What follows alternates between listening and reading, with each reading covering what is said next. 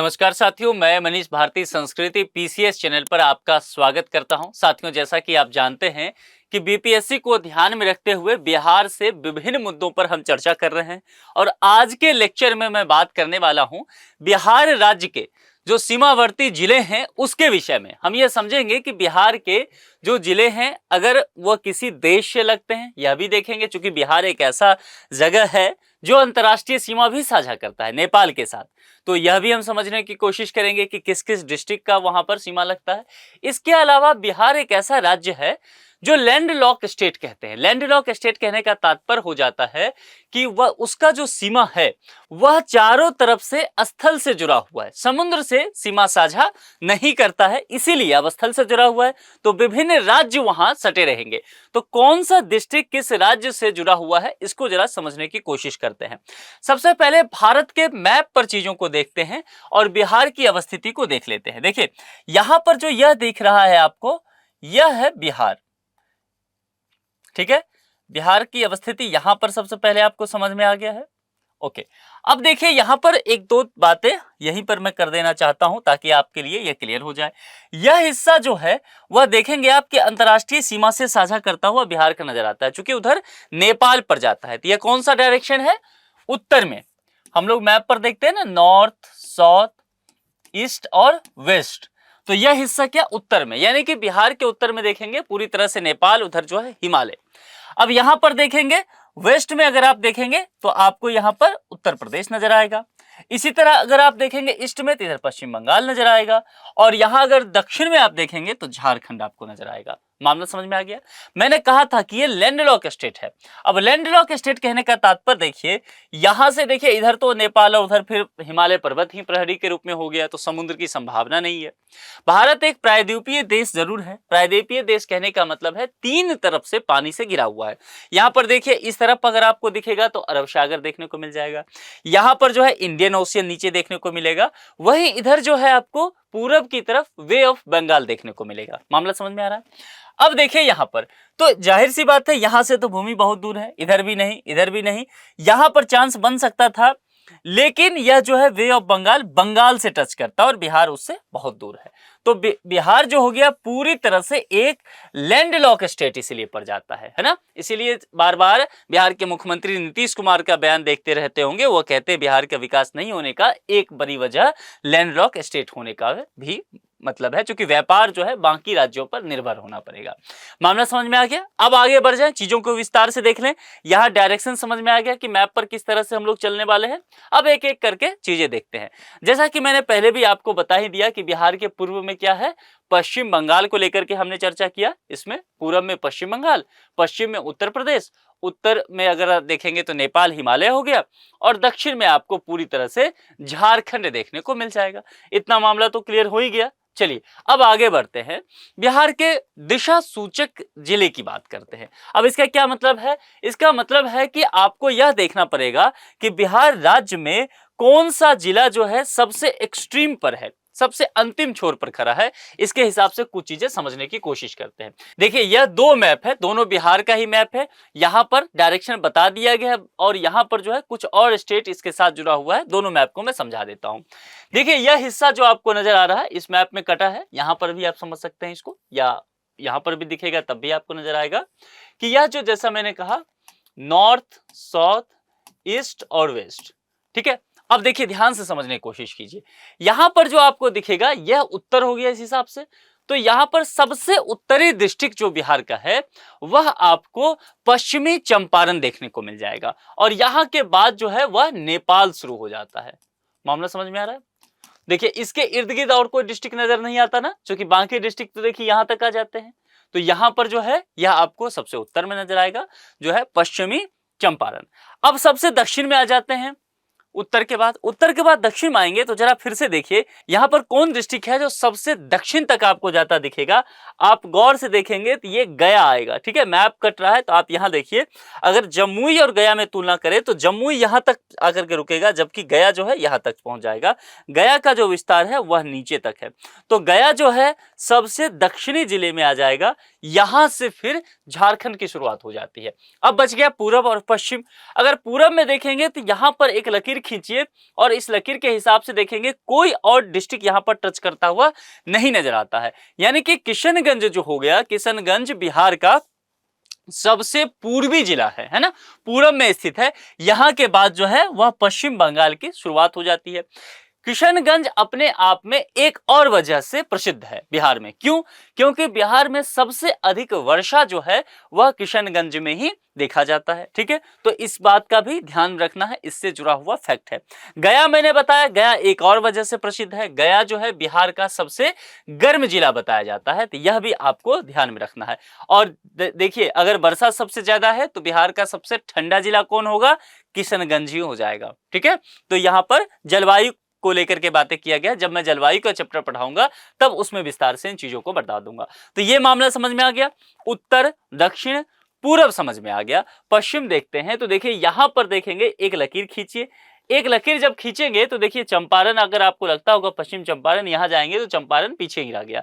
यानी कि कैमूर एक ऐसा जगह है, एक ऐसा डिस्ट्रिक्ट है बिहार का जो कि सबसे पश्चिमी डिस्ट्रिक्ट पर जाता है ना। इसके बाद जो है उत्तर प्रदेश, देखिए यहां पर उत्तर प्रदेश की आगे शुरुआत हो जाती है। इसमें ये चीजें आपको स्पष्ट तौर पर देखने को मिल जाएगा। यहां पर देखिए एक छोटा सा, सबसे छोटा जिला कौन सा है? यहां पर शिवहर यहां पर देखने को मिल जाएगा बिहार का।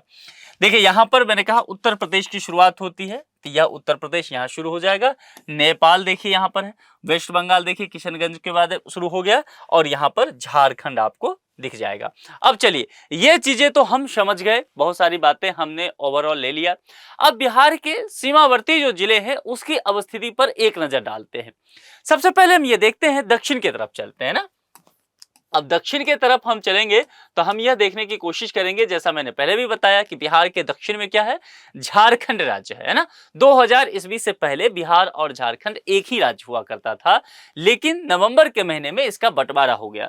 तो दक्षिण में जो पहले एक ही राज्य था वो अब पड़ोसी हो गया। तो यहाँ पर देखिए झारखंड की अवस्थिति आपको नीचे दिख रहा है, मैप पे दिख ही रहा होगा। ये वाला जो पूरा हिस्सा आपको दिख रहा है, ये वाला, ये झारखंड यहाँ से इसकी शुरुआत होती है। ठीक है, ये वाला हिस्सा झारखंड यहां से शुरू हो गया, इस एरिया तक, यहां तक बिहार हो जाएगा। चलिए अब यहां पर देखते हैं, डिस्ट्रिक्ट को लेकर के देख लेते हैं कि कौन कौन सा डिस्ट्रिक्ट यहां पर टच करता हुआ आता है। तो किसी भी तरफ से शुरू कर लेते हैं, इधर से शुरू करते हैं। यहां से देखिए तो रोहतास एक आपको दिख गया। ठीक है, हम पश्चिम से पूरब की तरफ बढ़ रहे हैं, इस डायरेक्शन में बढ़ रहे हैं कि झारखंड से एक बिहार का कौन सा डिस्ट्रिक्ट जो है वह टच करता है। तो देखिए रोहतास एक हो गया। रोहतास के बाद औरंगाबाद है, हाँ थोड़ा सा एरिया देखिए औरंगाबाद का भी है। औरंगाबाद के बाद गया है, गया का बड़ा क्षेत्र जो है झारखंड से टच करता हुआ नजर आता है। नवादा है, देखिए नवादा यहाँ टच करता हुआ आता है, नवादा यहाँ तक आएगा। उसके बाद जमुई का भी देखिए बहुत सारा हिस्सा यहाँ पर झारखंड से टच करता नजर आएगा। जमुई यहाँ से टच करते हुए पूरब के भाग में भी टच करेगा। फिर बांका देखिए, बांका का जो दक्षिणी हिस्सा है वो झारखंड से टच करता है। फिर बांका का जो ये जो पूर्वी हिस्सा है वह भी झारखंड से टच करता है, और भागलपुर यहाँ दिख जाएगा। तो भागलपुर का जो पूर्वी हिस्सा है वह भी झारखंड से टच करता हुआ नजर आएगा। इसके अलावा देखेंगे कटिहार, तो कटिहार का जो दक्षिणी हिस्सा है यह जो है झारखंड से टच करता नजर आएगा, और कटिहार का पूर्वी हिस्सा वो बंगाल की तरफ चला जाता है। तो यहाँ पर इतने डिस्ट्रिक्ट हैं। देखिए मैप देकर के ऐसे प्रश्न पूछे जा सकते हैं, और प्रश्न पूछे गए हैं, इसीलिए आपको इन सब चीजों के बारे में पता होना चाहिए। रोहतास, औरंगाबाद, गया, नवादा, जमुई, बांका, भागलपुर और कटिहार। तो मैप के थ्रू अगर आप चलेंगे ना, पूरब से पश्चिम चले जाइए या पश्चिम से पूरब चले जाइए, तो एक एक डिस्ट्रिक्ट जो है आपके स्मरण शक्ति में बैठ जाएगा, फिर आप चीजों को भूलेंगे नहीं। तो यह मामला क्लियर हो गया। तो चलिए झारखंड से हमने देख लिया, बच कौन सा गया है? नेपाल भी बचा हुआ है, उत्तर प्रदेश भी बचा हुआ है, और पश्चिम बंगाल भी बचा हुआ है। 3 जगह और देखना है, चौथा का हमने काम तमाम कर दिया है। अब उत्तर प्रदेश देख लेते हैं। तो उत्तर प्रदेश, जैसे इसमें झारखंड देखने के लिए हम पश्चिम से पूरब गए थे, उत्तर प्रदेश की स्थिति को समझने के लिए यहां पर हम क्या करते हैं कि हम दक्षिण से उत्तर की तरफ चलते हैं। ठीक है, तो यहां पर देखना शुरू करते हैं किस किस डिस्ट्रिक्ट को टच करता हुआ नजर आता है। चलिए देखिए यहां पर सबसे पहले नीचे अगर आप देखेंगे तो यह हिस्सा जो है वो तो झारखंड का हो गया, झारखंड उत्तर प्रदेश से टच कर रहा है। बिहार यहां से रोहतास से इसकी शुरुआत हो रही है, यहां से उत्तर प्रदेश है, तो यह हिस्सा जो है रोहतास का, यह उत्तर प्रदेश से साझा करता है। तो पहला डिस्ट्रिक्ट कौन सा हो गया? रोहतास। रोहतास से आगे बढ़ेंगे कैमूर आपको नजर आएगा। कैमूर जो है वह आपको फिर उत्तर प्रदेश से टच करता हुआ नजर आएगा। कैमूर का पश्चिमी हिस्सा भी और उत्तरी हिस्सा भी आपको उत्तर प्रदेश से टच करता हुआ नजर आएगा। फिर उत्तर प्रदेश अंदर की तरह ऐसा धसा हुआ आपको नजर आएगा बिहार के मैप में, देख रहे हैं ये अंदर वाला, यानी कि यहाँ पर बक्सर पड़ता है। तो बक्सर का अगर आप देखेंगे तो यह पूरे उत्तरी हिस्सा नजर आएगा और उत्तरी हिस्सा के साथ उत्तर पश्चिम वाला जो हिस्सा है यह भी उत्तर प्रदेश से आपको टच करता हुआ नजर आएगा। अब देखिए बक्सर से आगे नहीं बढ़ जाना है, बक्सर से थोड़ा अंदर की तरफ आना है क्योंकि यहाँ भोजपुर है ना, और भोजपुर भी आपको उत्तर प्रदेश से टच करता हुआ नजर आएगा।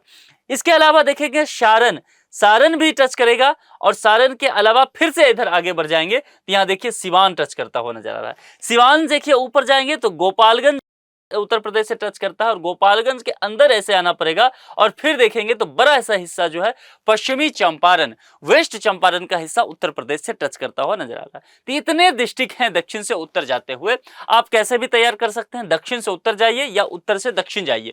उत्तर से दक्षिण जाएंगे तो वेस्ट चंपारण शुरू करके गोपालगंज, सिवान, सारण, भोजपुर, बक्सर, कैमूर और रोहतास तक आना पड़ेगा, जैसा भी आपको ध्यान में रखता है रख सकते हैं।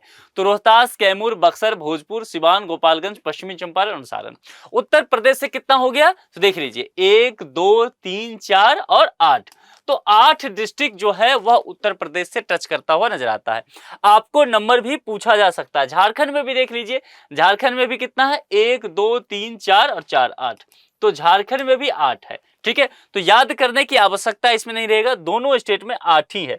चलिए अब आगे बढ़ते हैं, पश्चिम बंगाल को लेकर के देख लेते हैं। पश्चिम बंगाल भी जो है बिहार का पड़ोसी राज्य है। जैसा कि आप जानते हैं 1912 से पहले तक बिहार पश्चिम बंगाल का ही हिस्सा हुआ करता था। ब्रिटिश इंडिया में इसे अंग्रेजों ने बांट करके अलग कर दिया, 1912 में यह अलग हो गया फिर। तो अगर आप यहाँ पर देखेंगे पश्चिम बंगाल के साथ कौन सा डिस्ट्रिक्ट साझा हो रहा है। अब पश्चिम बंगाल के भूभाग को सबसे पहले समझ लेना पड़ेगा। इसके लिए देखिए यह जो पूरा हिस्सा पड़ जाता है बिहार से टच होता हुआ, ये वाला पूरा हिस्सा यह जो है वो वेस्ट बंगाल का पड़ता है। ठीक है, यहां तक ये झारखंड फिर हो गया, यहां से यह भी वेस्ट बंगाल ही आगे पड़ता है, इधर नेपाल हो गया। तो ये वाला हिस्सा जो है वह पड़ जाता है वेस्ट बंगाल का। देख लेते हैं कौन कौन सा जगह टच कर रहा है, आसान हो जाएगा आप समझना। देखिए इसमें अगर आप यहां पर देखेंगे, आप चाहें तो जैसे भी आपको जाना हो, उत्तर से दक्षिण जाइए या दक्षिण से उत्तर जाइए, जैसे भी आपकी मर्जी हो, दक्षिण से उत्तर ही चलते हैं। तो देखिए यहां पर जो आपको बंगाल, चूंकि यहीं तक है, ध्यान रखना है, ठीक है, और इधर की सीमा फिर यहां तक हमारा पड़ता है, इतना ही दूर में हमें देखना है। कटिहार देखिए एक आपको मिल गया, तो कटिहार जो है पश्चिम बंगाल के साथ एक लंबी सीमा साझा करता है। ठीक है, इसके अलावा कटिहार के बाद देखेंगे तो थोड़ा सा एरिया आपको ये पूर्णिया वाला नजर आएगा जो साझा कर रहा है सीमा पश्चिम बंगाल के साथ। उसके बाद देखिए किशनगंज जो है ये वाला सीमा इतना पूरा साझा करता है पश्चिम बंगाल के साथ। ठीक है, यानी कि यहां पर 3 डिस्ट्रिक्ट हुआ, कटिहार, पूर्णिया और किशनगंज। ये 3 डिस्ट्रिक्ट जो है वह बंगाल के साथ साझा करता है, कटिहार, किशनगंज और पूर्णिया। ये मामला समझ में आ गया। तो हमने 3 देख लिया, अब एक बच गया है, और वह एक जो बचा है तो हमने उत्तर प्रदेश देख लिया, उत्तर प्रदेश राज्य है, हमने झारखंड देख लिया, भारत का एक राज्य है, पश्चिम बंगाल भी भारत का एक राज्य है, लेकिन उत्तर में बिहार जिसके साथ सीमा साझा करता है नेपाल के साथ, वह भारत का एक राज्य नहीं है, बल्कि वह अपने आप में एक स्वतंत्र और संप्रभु राष्ट्र है। ठीक है, नेपाल, यानी कि भारतीय सीमा के बाहर की बात हो गई। तो बिहार जो है वह यहां पर अंतरराष्ट्रीय सीमा भी साझा करने वाला भारत का एक राज्य है।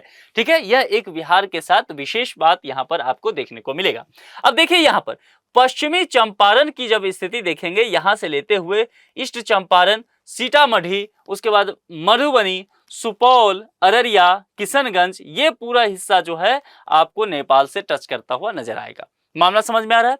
अब देख लेते हैं एक बार, इसमें भी जो है हम है यहां पर पश्चिम से पूरब की डायरेक्शन में चलते हैं।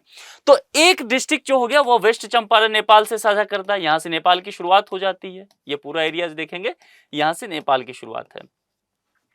इसके बाद ईस्ट चंपारण भी देखने को मिल जाएगा, दूसरा डिस्ट्रिक्ट देखने को मिल गया। ध्यान दीजिएगा शिवहर जो है वह साझा सीमा नहीं करता है नेपाल के साथ। कई लोग ये गलती करके आते हैं, मैप ध्यान में नहीं रहता है, क्योंकि शिवहर जो है थोड़ा सा अंदर धसा हुआ है सीतामढ़ी और वो जो चंपारण, ईस्ट चंपारण है, उसके बीच में पड़ जाता है। तो सीतामढ़ी जो है वह तीसरा डिस्ट्रिक्ट है, और मधुबनी एक लंबी सीमा साझा करता है और वह चौथे डिस्ट्रिक्ट पर है। पांचवें पर सुपौल पड़ता है, छठे पर अररिया पड़ता है, सातवें पर कौन सा किशनगंज पर जाता है। इससे आगे बिहार का हिस्सा जो है इधर ना जाकर के पश्चिम बंगाल से टच करता है। तो यहां पर देख लेंगे कितना डिस्ट्रिक्ट, देखिए 4 और 3 7।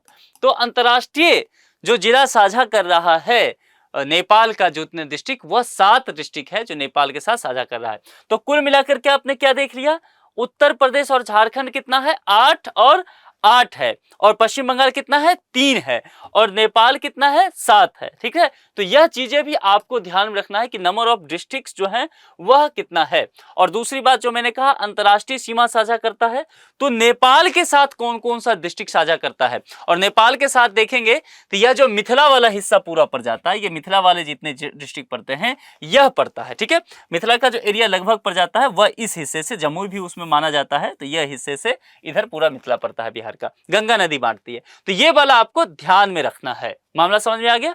तो कुल मिलाकर के आप जो है इसमें यह देखें कि बिहार राज्य के सीमावर्ती जिलों की क्या स्थिति है। आज के इस लेक्चर में आपको और क्या विशेष चाहिए था, या आप क्या और उम्मीद करते हैं, क्या हम चीजों को और आपके लिए लेकर के आए।